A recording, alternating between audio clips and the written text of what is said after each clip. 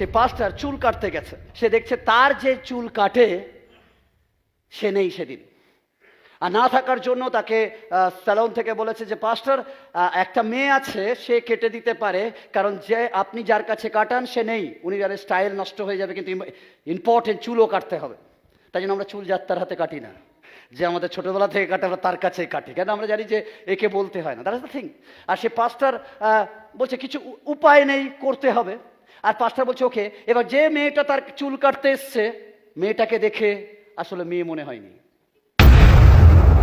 তার সমস্ত গায়ে ট্যাটু, তার মুখের মধ্যে এখানে ফোটানো, এখানে এখানে পড়া, এখানে পড়া, এখানে পড়া, এখানে পড়া, দেখে তাকে কেউ নর্মাল বলবে না, পাস্টারও তার সঙ্গে দেখতে চাইছে না, কারণ এর মতো জঘন্য মেয়ে হয় না,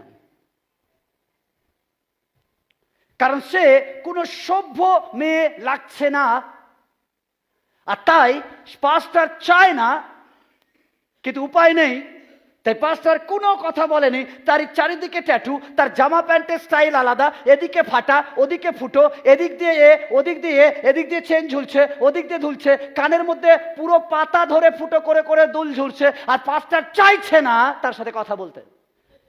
তাই পাস্টার ভাবছে জোর যে কোনো প্রকারের চুলটা কেটে নি, ওর সাথে কোনো কথা বলবো না। পাস্টার চুপচাপ চোখ বন্ধ করে বসে গেছে কাটু। মেয়েটা কাটছে, পাস্টার চাইছে যত পারা যায় এর সাথে কথা বলা বন্ধ হোক, কেন এর সাথে কথা বলতে চাই না। আর যখন পাস্টার কথা বলছে না, তখন মেয়েটা একটা কথা শুধু বলছেন, আপনি কি করেন? পাস্টার চোখ বন্ধ অবস্থায় বলছেন, আমি একজন প্রচারক, ঈশ্বরের কথা বলি। মেয়েটি বলছেন, হ্যাঁ আমি আপনাকে দেখেছি, আপনি অমুক জায়গায় প্রচার করেন, আমি দেখেছি, কারণ আমার মা ড্রাগস নেয়, আমাদের বাড়িতে কোনো শান্তি নেই, বাট আমি গেছি বাইবেল নিয়েছি, ওই প্রচার শোনার পর আমি বাইবেল কিনেছি, আমি বাইবেল সব পারি না কিন্তু হালকা করে পড়া শুরু করেছি, আমাদের বাড়িতে একটু একটু শান্তি আসছে। বলছে পাস্টার এবার অপরাধ বোধে কৌতূহলবশত চোখ খুলেছে, দেখছে সমস্ত সেলুনে সবাই মেয়েটার দিকে দেখাচ্ছে, আর মেয়েটা ঝরঝর করে কাঁদছে, আর সে চুল কাটছে। পাস্টার সেদিন বলেছে, আই এম সরি, কারণ আমি তোমার আউটলুক দেখে আমি ভেবেছিলাম তুমি ভালো না, আমি তোমাকে গসপেল দিতে পারিনি, বাট আমি স্বীকার করছি তোমার আউট না, ঈশ্বর তোমার হৃদয় দেখে।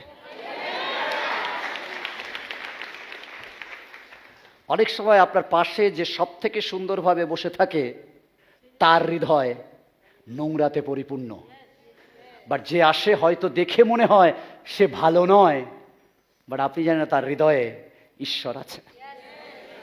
তাই জন্য ঈশ্বরের সন্তান, ঈশ্বর আমাদের বাহ্যিক ভার নয় কিন্তু আমাদের আত্মিক ভার তুলে নেন। হালেলুয়া।